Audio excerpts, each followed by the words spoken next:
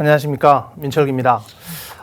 많은 공석이 있었고 오랜 시간이 지났지만 이제 드디어 내일 서울시장 경선이 이루어지게 됩니다. 사전투표는 벌써 실행을 했고요. 사전투표도 상당히 많은 유권자분들이 투표를 해서 역대 최고가 될 것이다라는 얘기가 있듯이 서울시장이 어느 분이 되느냐에 따라서 이 정책이라든지 어떤 서울시의 어떤 전체적인 흐름이 움직이기 때문에 내일 투표에 많은 시선을 좀 보이고 있습니다. 어느 정당을 응원하기보다는 그 정당에서 나온 후보들의 어떤 정책들을 좀 꼼꼼히 살펴보시고 어떤 정책을 하는 것이 나한테 좋을 것이냐, 내가 조금 더 나을 것이냐를 좀 더 판단하셔서 꼭 내일 시간을 내셔서 투표를 하시기를 바랍니다. 오늘은 지난주에 드디어 2차 공공재개발을 발표를 했습니다. 1차는 1월 달에 발표를 했고요. 2차는 3월 말에 발표를 한다는 약속을 LH 사태에도 불구하고 지켰기 때문에 3월 말에 2차 택지가 지금 발표가 됐습니다. 총 70곳 정도가 발표를 해서 1차를 진행을 했고, 그리고 29곳 정도로 압축된 상태에서 두 번째 발표를 16곳을 발표를 했습니다. 그래서 오늘은 어느 곳이 발표가 되었고, 그리고 그 지역에는 어떤 앞으로의 문제점이라든지 앞으로 나아가는 그런 향후 계획들이 어떤지 그거에 대해서 살펴보는 시간을 갖도록 하겠습니다. 많이 아마 언론을 통해서 계속해서 방송이 되었기 때문에 2차 후보지가 어디라는 거, 그리고 내가 어느 지역에 관심이 있었다면 그 지역이 선정이 됐느냐는 보셨을 텐데, 어떤 그 전체적인 흐름을 한번 살펴보도록 하겠습니다. 후보 지역이 말씀드린 대로 70여 개 중에 29개 중에 16개, 2차 후보로 지금 총 16지역을 선정을 했습니다. 주로 선정된 곳을 보면 도심 역세권에 가까운 지역 중에 주로 다 그렇진 않지만 5만 제곱미터 이상의 어떤 택지들 중에 총 2만 세대 이상을 공급하겠다라는 취지로 해서 이번에 발표를 했고요. 바로 투기 목적을 차단하기 위해서 토지거래 허가구역으로 공고를 했습니다. 그래서 3월 30일 날 발표를 했기 때문에 5일 정도 후에 고시가 돼서 4월 4일부로 토지거래 허가구역으로 묶였다. 그래서 16지역들은 앞으로 보게 될 16지역들은 전부 토지거래 허가구역이기 때문에 토지 면적 기준으로 18제곱미터 이상으로 거래를 하실 때는 반드시 허가를 받아야 되는 상황이다 라고 보시면 되고요. 그 전에 계약을 하셨던 분들이라든지 어떤 그 전에 행위를 하셨다면 상관은 없지만 이제 앞으로 하실 분들은 허가를 조금 받아야 되는 상황이다 라고 보시면 됩니다. 그래서 또 권리산정 기준이라는 것을 2020년 9월 20일 이 공공재개발에 대해서 발표를 했던 날이기 때문에 이날로 확정을 했습니다. 그래서 예전에 정비구역이 지정됐다가 취소됐다라든지 어떤 구역이 지정됐던 곳은 지금 이 9월 21일을 따르고요. 그리고 만약에 예정구역이었거나 아직 지정이 되지 않았던 곳들은, 그래서 구체적으로 예를 성북 1구역이나 전농 9구역 같은 경우는 구조례를 따르기 때문에 구조례는 아직 권리산정일이 인정이 되지 않았고 정비 예정구역으로 지정이 되거나 또 고시 한 날로 다시 예정구역이 지정이 된다. 그래서 권리산정 기준일은 조금 더 유동성이 있다라고 그 부분만 좀 살펴보시면 좋을 것 같습니다. 그래서 1차를 한번 살펴보면 1차는 총 8곳입니다. 그게 양평역 인근, 그 다음에 흑석동에도 있었고 봉천동에도 있었고, 근데 이게 8군데 진행을 해서 사실은 3월 달까지, 지난달이죠. 3월 달까지 그 주민들의 어떤 동의라든지를 위한 설명회 이런 모든 것들을 진행을 하기로 했었는데, 사실은 LH 사태 때문에 계속해서 연기가 돼서 봉천 지역만 하나만 이제 주민 설명회를 간단하게 가졌었는데, 사실 그것도 그렇게 많은 대화들이 오가지 않은, 그래서 좀 많이 밀려 있는 상태다. 그렇지만 어쨌든 1월 달에 1구역을 지정을 했고 지금 이 상태에서 토지거래로 다 묶여 있는 그런 상황이 되어 있습니다. 그래서 예전에 발표를 했던 곳이기 때문에 어딘지는 생략을 하고요.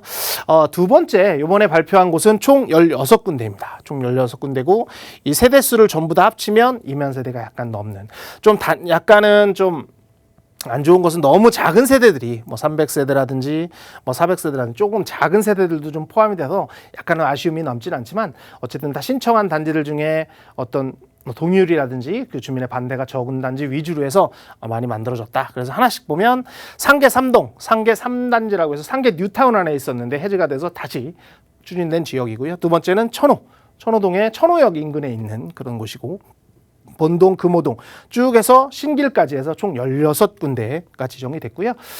이 지정은 사실은 예정구역이 아니고 그냥 후보지로 발표를 했기 때문에 여기서 주민 설명회라든지 또 동의율에 따라서 예정구역으로 진행이 되고, 또 예정구역으로 진행이 되거나 아니면 해지가 되거나 해서 다시 풀리고 해서 확정된 것은 아니다. 이렇게 좀 유념을 하시면 좋을 것 같아요. 구체적으로 하나씩 보도록 하겠습니다. 처음에 상계 3구역 지도를 좀 살펴보시면, 상계 3구역은 상계동에 상계역이라고 생각하시는 분들이 있는데 상계역은 아니고 상계역에서 하나 더 올라가면 당고개역이라고 있습니다. 당고개역을 중심으로 해서 상계 뉴타운이 1부터 6까지, 5까지 다 만들어져 있는데 그중에 대부분 뭐 진행이 된 것도 있고 지금 단계를 밟는 것도 있고 근데 이 3구역 같은 경우 다 가층입니다. 가층인데 3구역 같은 경우가 해제가 됐었는데 이 지역이 공공재개발로 신청을 해서 들어왔다. 그래서 당고개역 근처고 예상 세대수는 1785세대로 지금 예정이 되어서 이제 공공재개발로 추진 중이다. 이렇게 보시면 좋고요. 두 번째 지역은 천호. A-1-1구역입니다. 이곳이 바로 이 천호역입니다. 천호역에서 한강변 쪽으로 보면 이쪽 지역이고요. 이쪽은 천호 뉴타운입니다. 천호 뉴타운으로 지정이 돼서 지금 계속 얘기들이 나오고 있는 곳이고 한강변을 바라보고 있기 때문에 상당히 좋은 입지에 속한 그런 곳이다. 근데 약간은 좀 부족한 거는 세대수가 1000세대가 좀 안 된다라는 단점이 있지만 그래도 입지상으로는 상당히 좋은 곳에 위치한 그런 공공재개발 후보지다라고 보시면 좋고요.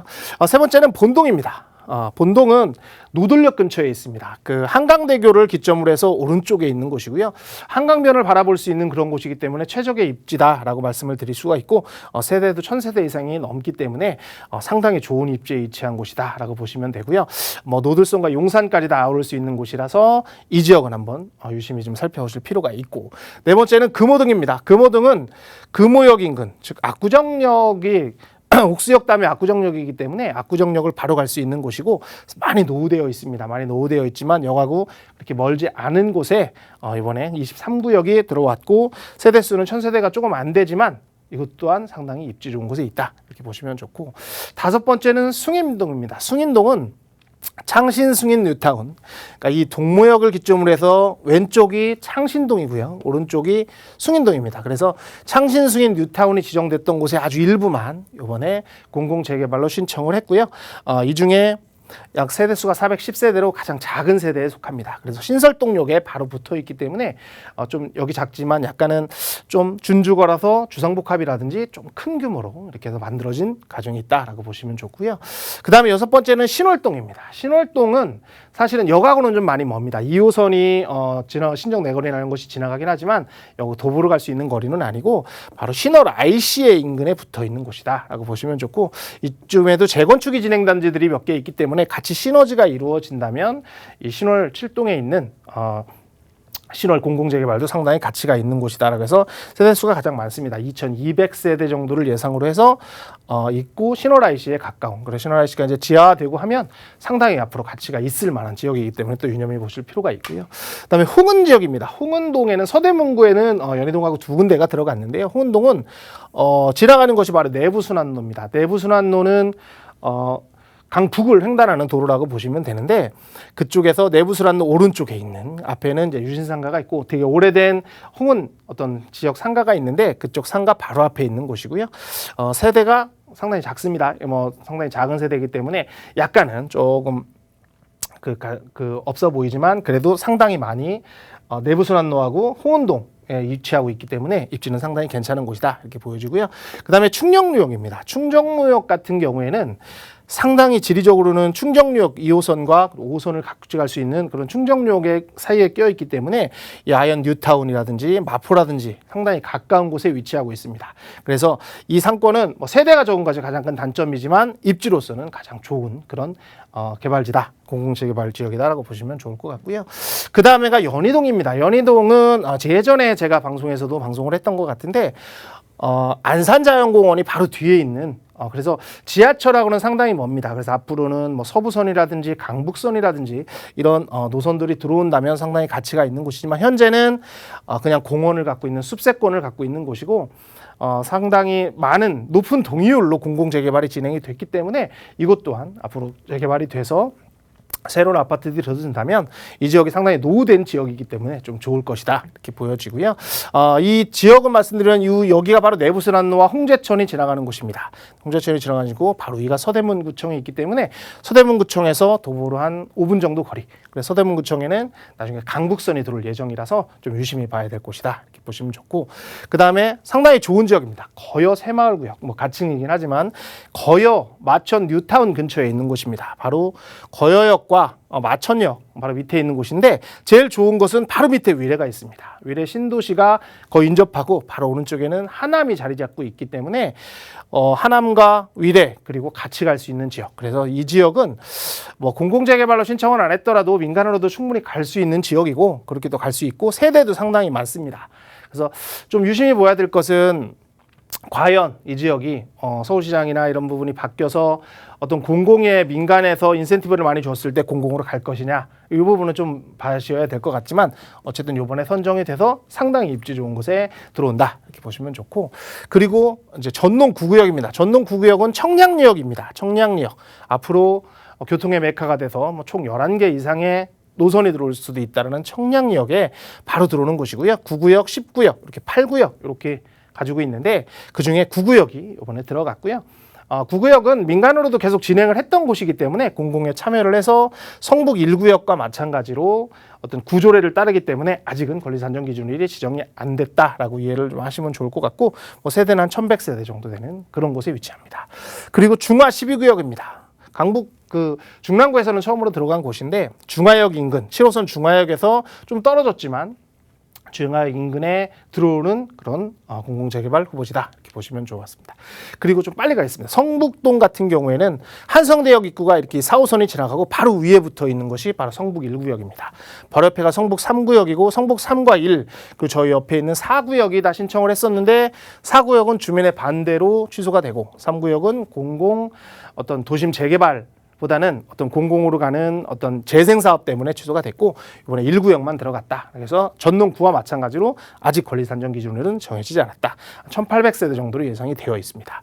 장위동은 8구역과 9구역이 들어갔습니다. 장위동의 8구역과 9구역은 장위는 총 15구역이 있습니다. 15구역 중에 이 길을 돌고지로를 통해서 오른쪽은 지금 거의 다 개발이 완료가 되어서 지금 다 입주를 해였고 왼쪽 부분은 지금 계속해서 진행을 하고 있는데 해제된 곳이 상당히 많습니다. 6군데가 해제가 됐지만 그중에 9구역이 해제된 곳 중에 다시 공공재개발을 신청을 했고 이쪽이 개발된다면 옆에 7구역이 있는 곳과 다 더불어져서 상당히 빨리 진행이 될 곳이다. 입지를 보시면 좋고 마지막엔 신길입니다. 신길 1구역은 신길동에 있는 위치한 곳으로서 세대수가 1500 그래서 영등포역과 가까운 그래서 예전에 신길 뉴타운이 해제됐던 곳에 지정이 됐다. 이렇게 보시면 좋을 것 같습니다. 이사대책으로 해서 계속 공공주도로 진행을 할 것이고 후보지를 선정했기 때문에 설명회 그다음에 동의율에 따라 예정 구역 지정하고 정비계획을 수립해서 내년에 정비계획 지정을 하겠다라는 취지인데 과연 어떻게 될지는 좀 지켜보시면 좋을 것 같고요. 30일부로 허가 지원이 돼서 4월 4일부로 됐다라는 거 그리고 권리산정 기준일은 조금 더 살펴보시라라는 거고 투기 방지를 위해서 1년 전부터 실거래가를 계속해서 조정을 합니다.